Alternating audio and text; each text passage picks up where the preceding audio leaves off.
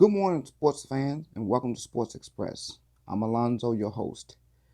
Well, we're going into week 12 of the NFL season with the NCAA basketball kicking off, NBA about to be upcoming in December, and college football going on. The COVID situation has kind of thrown a lot of games off. They're dealing with a lot of protocols where games are canceled, and NCAA basketball, they're dealing with that right now, and a lot of college football games are getting canceled.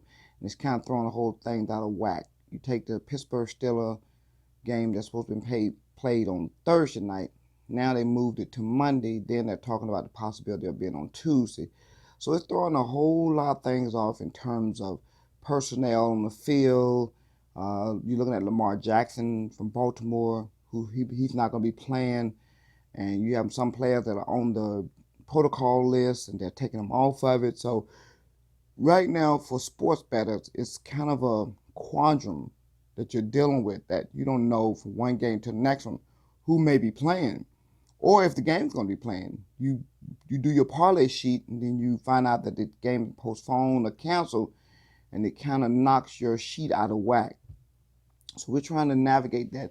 Normally what we would do is each week we're doing the college football and NFL, etc., etc. But because of the COVID this season, everything just thrown off, and college football season has about 3 weeks left in the season. So what we're going to do is we're going to continue to pick the college games, which we'll be placing on Facebook, buffet of picks, as well as on the website. Now the website will be up in about 2 weeks. We're building a whole brand new platform on the website where you'll be able to go on, and pretty much the way it's set up is like you'll have like kind of like a buffet of picks. Instead of picking parlay sheets for you, and a parlay means like 1 to 15 picks, and you putting that on the sheet. Instead of doing that, which pretty much when you're doing that, you're taking a chance on just that one sheet, and every team have to win it in order for you to cash in. What we do is we kind of do like a restaurant. A buffet restaurant. We give you 32 picks, whether it's a combination of NCAA basketball, NBA, college football, and the NFL. And what we do is that you talk about 32, 36 picks, you just go in there and pick out of those and create your own parlay. Same thing for the alternate spread, which pretty much you're buying points up or down. If somebody win by 1, you'll say, okay, I'm buying down, say they're going to lose by less than 3. Or I'm going to buy up, and I'm going to say they're going to win by 5. So you have almost 40-something picks, 45, 46 picks that you can just use at your discretion. And I think that it's a lot of fun, and with the fact that we're like an 80 percentile when it comes to our picks, you're picking out picks that are, we have a system over here, and the system we have here has worked really well over the past 10 years. Like I say, we're talking about over 80 percentile here. So we have a design system that's working, and like I said, this is based on the average sports bettor. We're not talking about the big whales or the big ballers. That's not something that we do over here. We're dealing with people who have a little money each week that they may spend on something that they normally wouldn't, like whether that's beer or going out to eat or something, or they might buy something off the internet. These are people who have some discretionary spending money that they say, hey, you know what? I got about $40 this week. Why don't I take that? And at $5 a hand, I got 8 tries to try to make that money back. And you talking about a $5 pick, a $5 bet that you can win $175 to $200, that's a hell of a return for yourself. And you're talking about if you spend more now, because that's at your discretion. But we advise to be responsible, because like I said, some people will spend their last shirt off their back, and we don't advise that. That's why over the past 10 years with me sports betting, I've always been very responsible. Everybody can't adhere to that. but you have the people who's responsible say, I got a little discretionary money, and once that little discretionary money is spent, then I'm done. And that's how I am every week. I don't spend $200 and $300 a week, because that's money that can be spent taking care of the family. So I keep my hobby on the side, and then I keep my family business separate from each other. So we require responsible gambling over here. Like I said, I take time off 2 and 3 months and recalibrate, and then come back to sports betting. As I stated before, I don't really do baseball because it's too volatile. I don't do college bowl seasons because you have college teams that have a whole month off before they're playing again, and that team don't look the same when it come bowl time. So you're taking a real big risk there. Now with the COVID and all this other stuff going on, it really mars even trying to pick a team, a parlay of teams in the bowl. So what I do is I pick like maybe 5 games, and then I'll go from there. But for the most part, I stay away from the bowl season. Same thing for the NCAA tournament. I go all the way up to the conference tournament, and then once that's over, and they have the field of 64, I might pick a few games here and there, but for the most part, I stay away from the NCAA tournament because you just never know from 1 minute to the next what's going to happen. So I like to do responsible betting when I know that my chances are higher making good picks. So anyway, let's dive right on into week 12. Last week, you've seen some pretty good games with the Indianapolis Colts and the Green Bay Packers. The Packers had that game, but Indianapolis came back and they won the game. And Philip Rivers, he looked really good. They're sitting at 7-3 now, and they have a pretty big game coming up against Tennessee. I really believe that that's a revenge game for Tennessee because Tennessee had Indianapolis against the ropes, and somehow or another they allowed them to come back, and they never put another point on the board, and Indianapolis just ran away with it. And I just think that that's a bad taste in the mouth. Plus, it was at home in Tennessee. So they're going to Indianapolis up at Lucas Oil Stadium, and I really do believe that Tennessee has a revenge on their mind. I think it left a real bad taste in Henry and Tannehill's mouth. And so I'm looking for that to be a pretty exciting game. Jacksonville, Pittsburgh looked really good. Like I said, they're 10-0. If you looked at that game, Pittsburgh looked like they just kind of going through the motion. They weren't really motivated in that game, and they finally won it going away. But you can just tell that they really weren't motivated in that game. But they're 10-0 and they look really good. They look absolutely good. And Cleveland, they're kind of a pieced together team right now. But nevertheless, they're still having a pretty good season, and they beat the Eagles. And Carson Wentz, I really do believe Carson Wentz, he's a franchise quarterback. I do believe he's pressing too much. He's doing more than what he needs to be doing, but he don't have elite talent surrounding him. And you have to have some kind of elite talent. Deshaun Jackson is on the DL. He's been on that most of the year. Alshon Jeffries, he's back out again. So you got these piece receivers, if you want to call that, and he has to throw to. And these aren't elite receivers. He has Sanders, he's a workhorse, but he's not a 25-30 carry every game back. He just isn't. He reminds you a lot of Westbrook, but I think that Westbrook was more durable. But I think once Wentz get his talent around him, then he'll be just fine. Because you take last season, that man worked with so much less than he had before, and to me he came of age as an NFL quarterback. I take Carson Wentz any day. I still think that he's a great franchise quarterback, and I don't think pulling him out of the starting lineup is a good idea. Just like I don't think that Rivera putting Haskins out. You have to give these quarterbacks a chance to grow. You see them making mistakes, and then you decide I'm just gonna pull them out. But he did that when he was in Carolina. This man has a history of knee buckling decisions, and I think that if you're not gonna make Haskins a part of your future, let the man go. I still think Haskins has a future in the NFL. He just needs a good offensive coordinator or a head coach who's going to allow him to grow as a quarterback. 4, 5, 6 games, you cannot sit and say, well, this told me everything I need to know on this quarterback. Because I can think of multiple quarterbacks who had a horrible season, but they grew as they went along and they became elite quarterbacks. So I just hope Haskins can get out of Washington and find a home where the offensive coordinator or the head coach or the owners of the team say, let's give this guy a chance and give him a chance to grow and see what we have from there. Now, let's go ahead and go with the picks and everything and see what we can get done this week right here. A couple of weeks ago, I was 14-1, and the Philadelphia Eagles was the only team that lost. I picked them to beat the Giants by 2, and they just look horrible from the jump set. So I'm trying to see if I can have a great week this week like I had when I was 14-1. The first game is Las Vegas and Atlanta. Derek Carr is clearly one top 10 quarterbacks in the NFL right now. Ryan is a pretty good quarterback, but I don't think he have a future in Atlanta anymore. But Atlanta still, with Raheem Morris taking over as head coach, they're putting points on the board. They seem like they have like a little mini resurgence and everything. But I don't want to really touch the line because Las Vegas is picked to win by 3.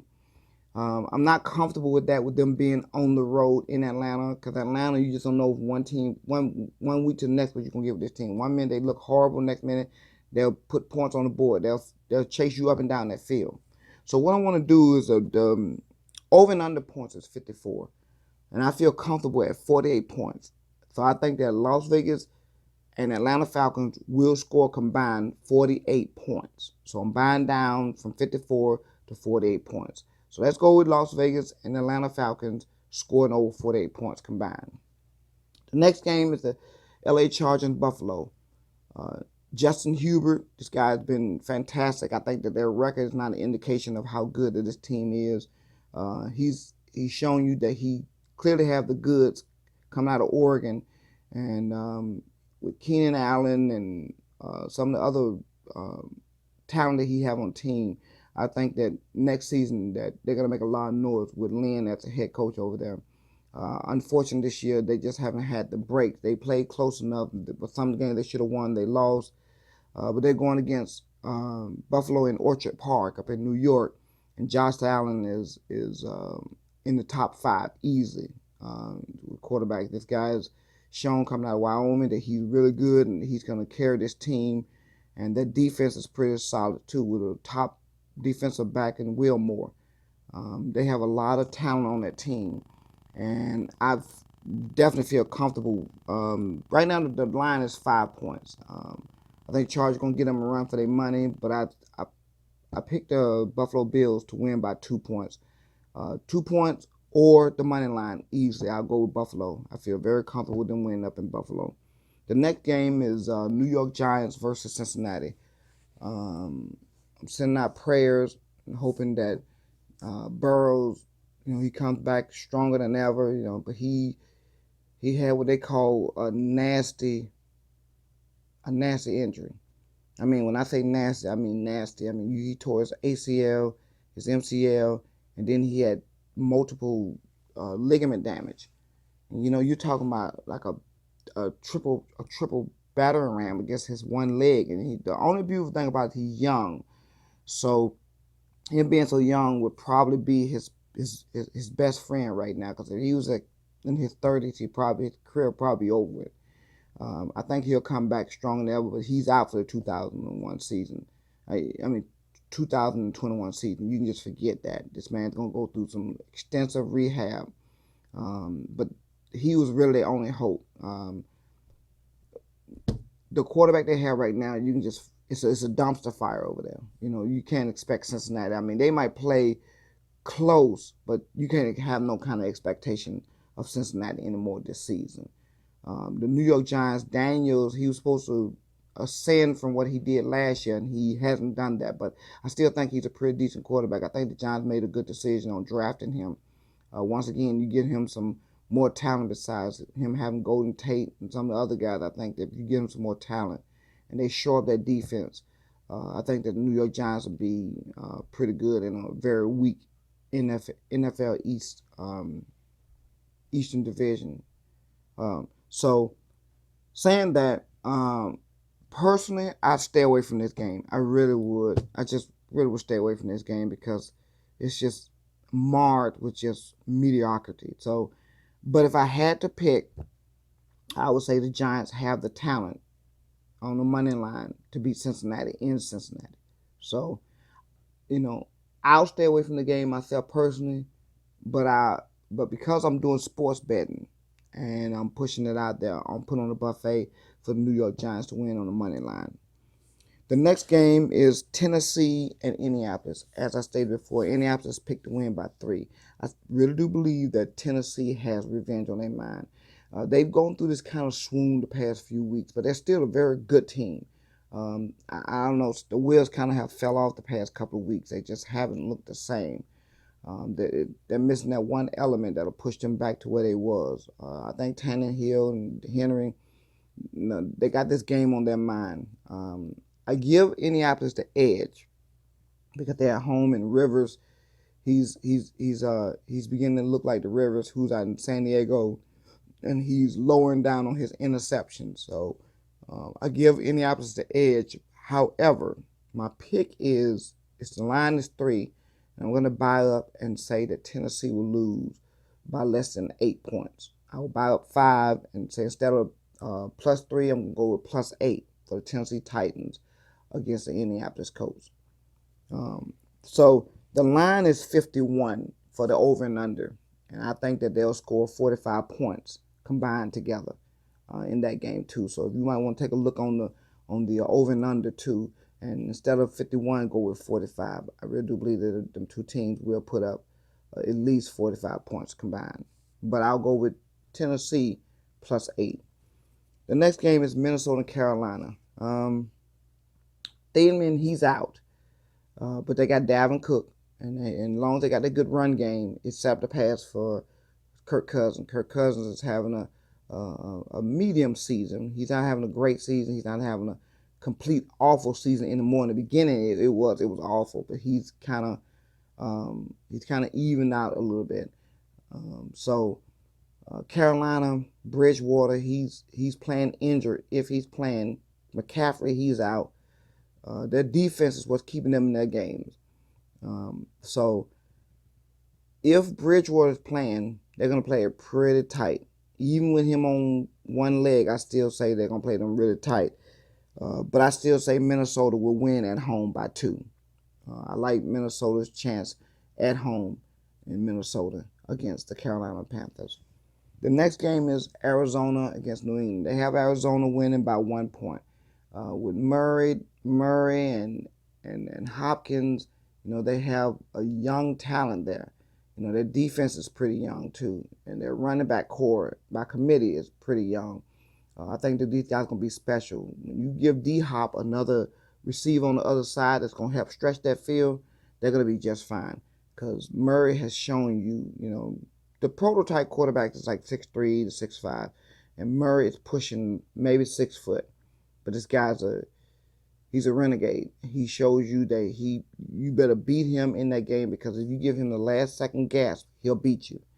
I think he's special. He was special when he was at Oklahoma. I think he's going to be special for years to come in the NFL. Arizona drafted a great quarterback, and I hope they make him a franchise for years to come. New England,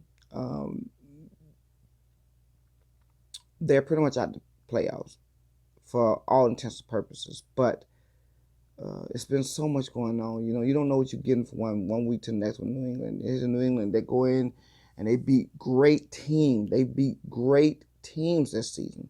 And then they lose at home to the Denver Broncos. And they only score 12 points. So they're kind of an enigma. But over the past 2 or 3 weeks, Cam Newton and Belichick has shown you that you put them two minds together and they can beat you. And right now they have Arizona win by 1. But I just feel something in the air. You talking about Bill Belichick's genius and Cam Newton intellect of the game and what he needs to do. I really do believe that New England is going to give Arizona a game. I feel personally they're going to outright win that game, but you never know. You talking about Arizona, who can put points on the board.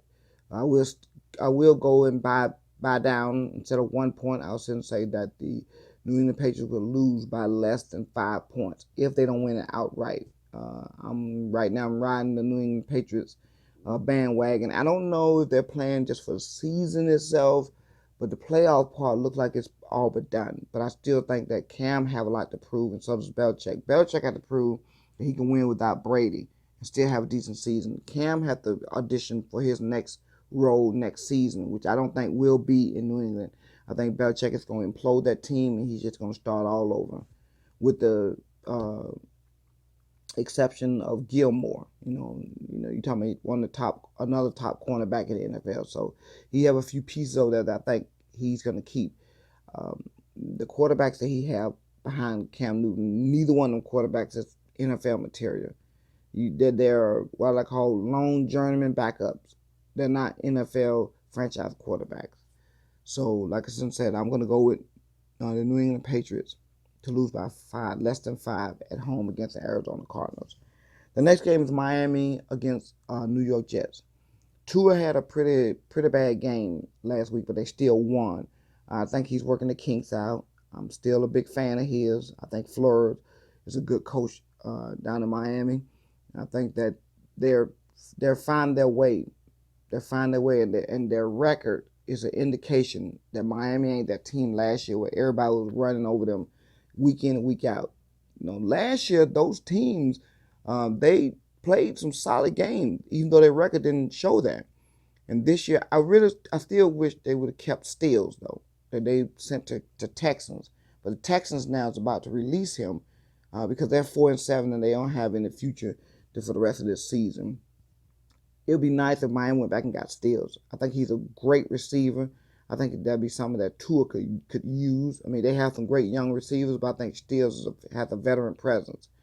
Hopefully someone's going to pick Stills up. But it'd be nice if he was back down in Miami. I think the future looks bright for the Miami Dolphins. New York Jets, Donaldson's coming back this Sunday, but they don't have much of anything else. Donaldson can't do it all, but he'll make it competitive. But he's been out for so long, you don't know what you're going to get when he comes in. Is he going to have rust? Is he going to get back to the level where he can make the Jets competitive and almost beat teams week in and week out? I still think Miami will win this game. They got them by 7. I won't touch the 7 points. But I will say that Miami will win on the money line. So go with Miami on the money line against the New York Jets.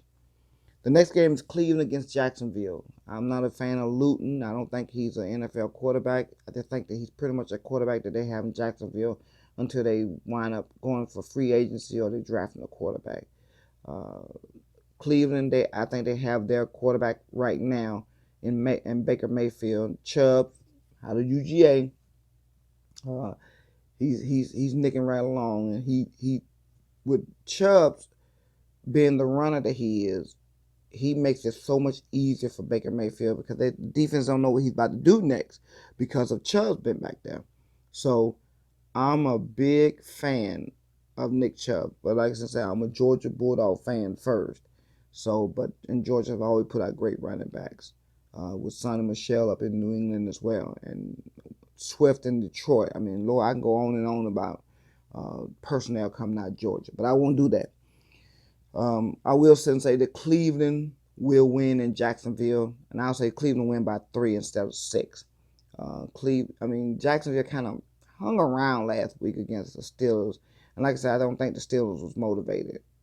Cleveland offense is kind of pedestrian. It's not a juggernaut, because they don't, they just don't have the horses right now. With Odell Beckham, he's done for the season, and Landry, he just ain't having a good season.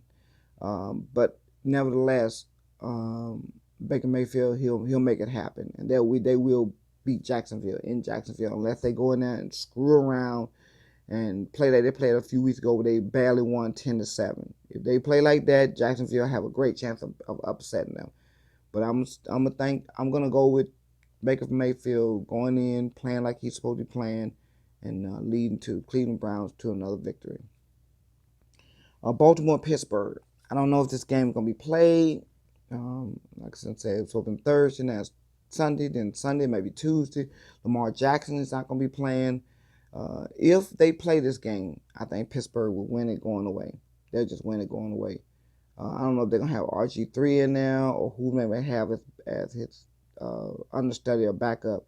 But either way, Pittsburgh will win this game going away because they're in Pittsburgh. With Lamar Jackson in there, it gave them a better chance of beating them. But with him being out, Pittsburgh will be 11-0. So Pittsburgh going away at home against the Baltimore Ravens.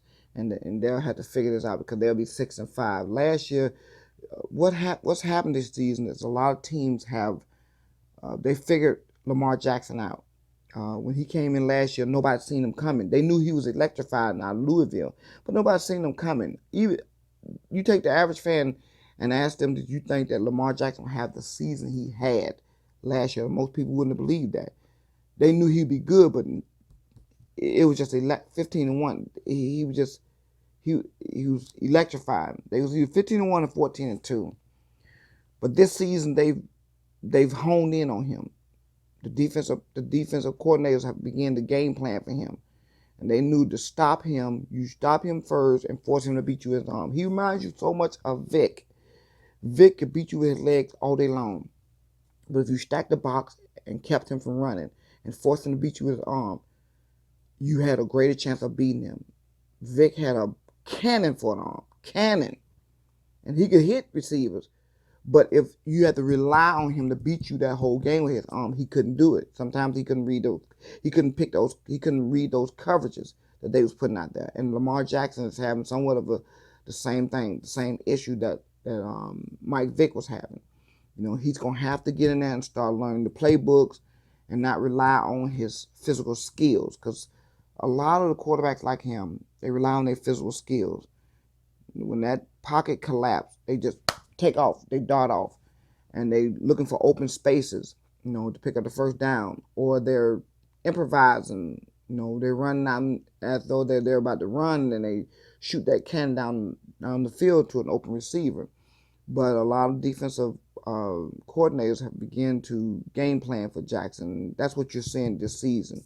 He's still a hell of a talent, but I think that what's going to happen is they may still make the playoffs. I don't know for sure. If they do, they're not going to be a real threat, in my opinion. I think that they're a couple of years away from being back to the elite, that they're going to have to change the game plan. And like I said, Lamar Jackson's going to have to learn that playbook. He's going to have to go in there and bog down on it and learn that, seeing the whole field as a whole. But this Sunday, I'm going Pittsburgh to win at home against Baltimore Ravens.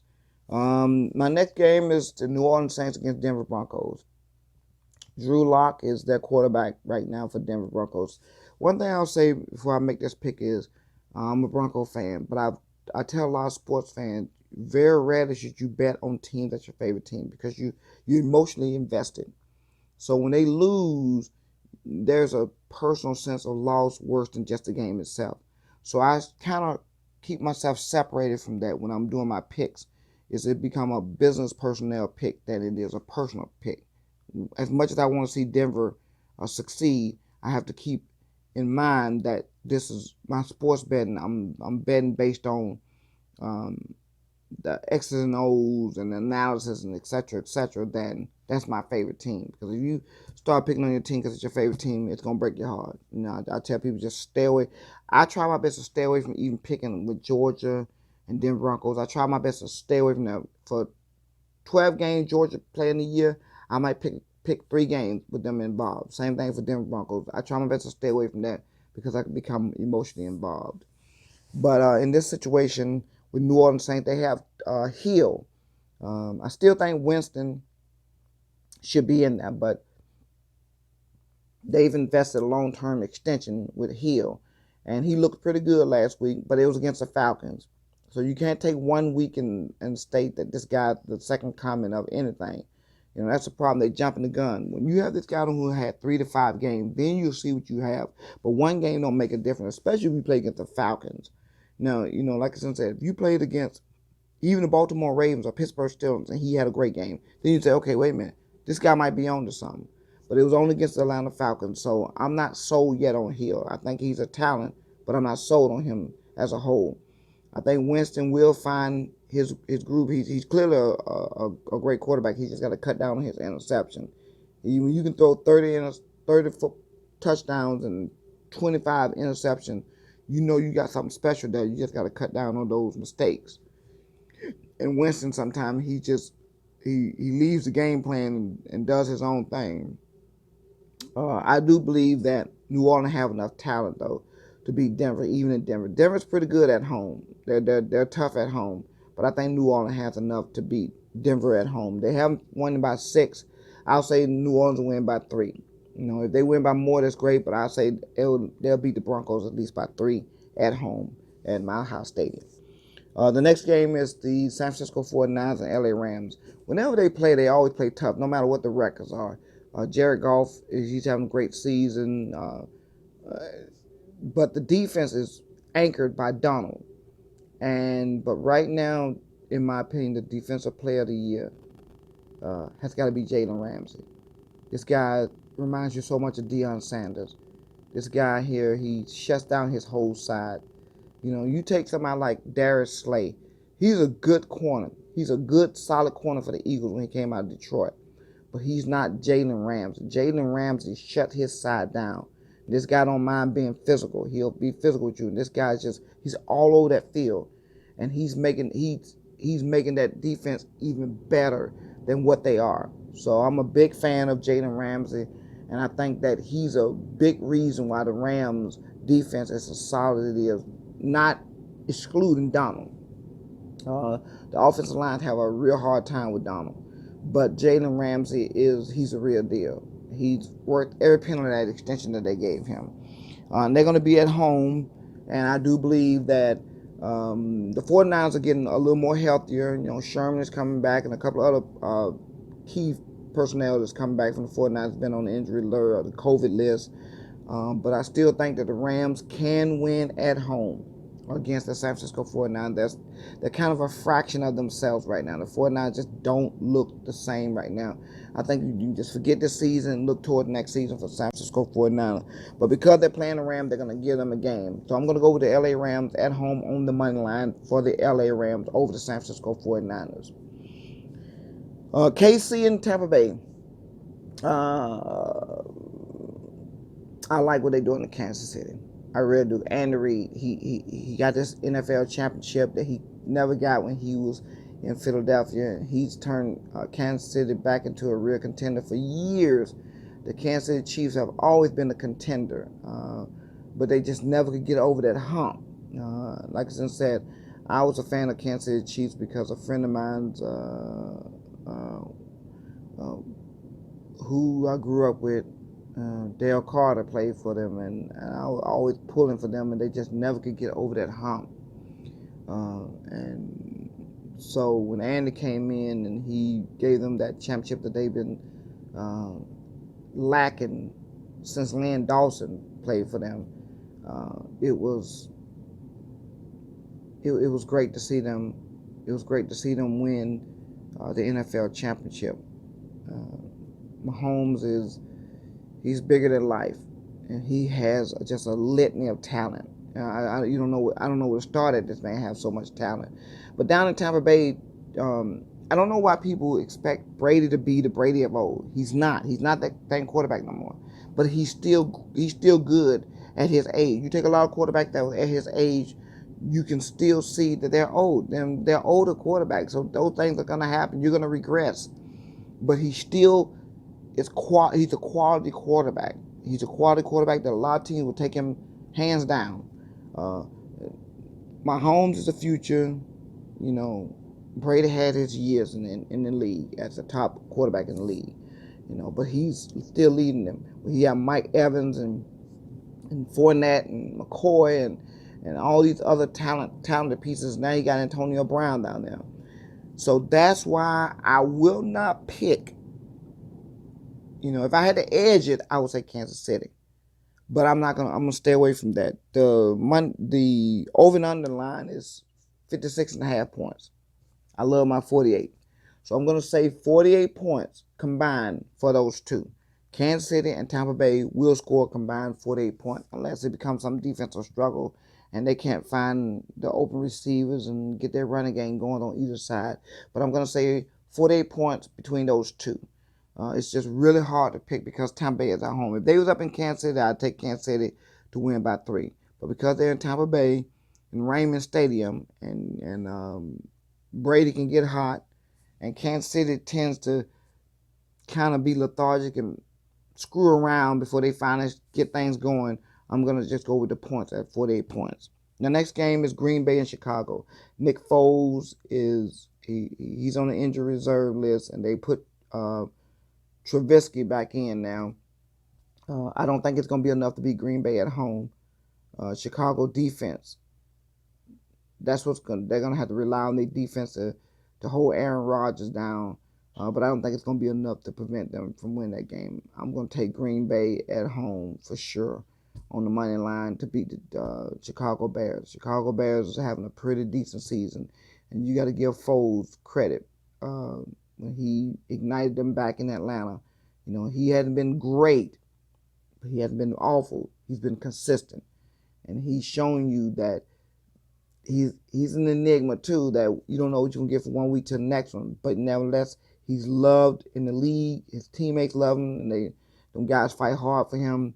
I think that Nick Foles is a great team player, and I'm a big Nick Foles fan. I don't care where he played at. I'm a real big Nick Foles fan. But Green Bay will win, and Aaron Rodgers will carry the day on the money line against Chicago Bears. The last game is the Seattle Seahawks against Philadelphia. As I stated before, the Philadelphia Eagles defense is pretty solid. That defensive front with Cox and Graham, they have a pretty decent front. And Darius Slay, he's still one of the top corners in the NFL. And then on the other side, you got what I like to call piecework. Neither one of these cornerbacks are elite corners. They're just not. And a lot of teams just will focus on them, and they'll go after Slay here and there, but for the most part, they'll focus on the other corners. But the Eagles play good enough defense that keeps them in game, that you don't see them getting blown out. Like I said, Carson Wentz, he's doing too much. He's trying to do too much. He needs more talent around him. He needs that one elite receiver. Every good quarterback needs that elite receiver where that's his go-to guy. The rest of the guys, they fill in, but that's my go-to guy. That's my guy. And Wentz don't really have that right now. Not even with his receivers. Not even with his tight ends. Give him some talent, and I think he'll be good. I don't think that you need to sit him. And I think Peterson has proven himself to be a pretty good NFL quarterback. Give him some talent, and then let's see what happens. But you're living in a time where these owners, they get shaken real quick by the fan base, and they'll make decisions that make you scratch your head sometimes. Just like in Detroit. How is it Patricia still has his job, and he hasn't done anything for them? But Caldwell had them in 9-7 and 10-6, and that wasn't enough for them. Because I really do believe with what Caldwell had at that time, he made them a contender. You gave him some of the stuff that Patricia had, the personnel that Patricia had. That man would have them in the playoffs. So I don't understand, like I said, I don't understand some personnel moves, but that's neither here nor there. But it does make you scratch your head. And right now with Peterson, you don't know. You don't know if he's going to be fired at the end of the season. They're going to be retained. I think he'll be retained because I still think he's a hell of a coach. Now, in Seattle's situation, Russell Wilson and DJ Metcalf they're having a great season together. Metcalf he's a big boy. He's a big target and hard to bring down. The defense is solid, but they're not nowhere near the defense they used to be. This is a bend and sometimes break defense.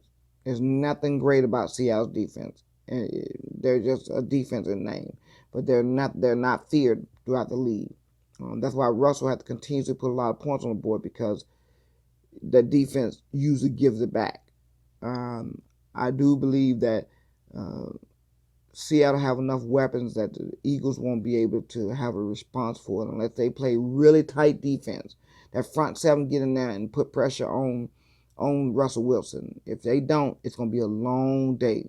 It's going to be a long day. And like I said, I like Seattle to win this game by 2 points up in Philadelphia at Lincoln Field. These are my picks for this week. I look forward to you going to the Facebook page and looking at my results. And as I stated before, within the next couple of weeks, you'll be going to be able to go to my website and you'll be able to see each one of my picks, my 3 sets of picks each week for college basketball, which will be on Wednesday, Saturday, and Sunday. You'll be seeing my videos now on Friday night going into Saturday and the weekends, which will cover NCAA basketball and NFL and a little bit of college football as it's starting to wind down. I really would like for you all to join us, subscribe to my channel, and send emails and comments.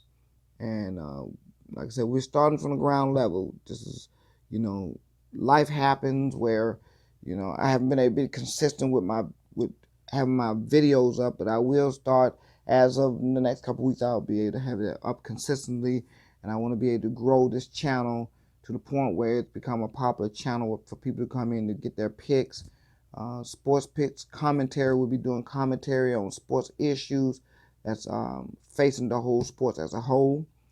And like I said, we're just going to have fun here. Like I said, I look forward to engaging with the viewers. And you all make sure you have a great weekend and a safe holiday. And I look forward to seeing you next week at the same time, next Saturday, here on the Sports Express. Have a good afternoon, and God bless.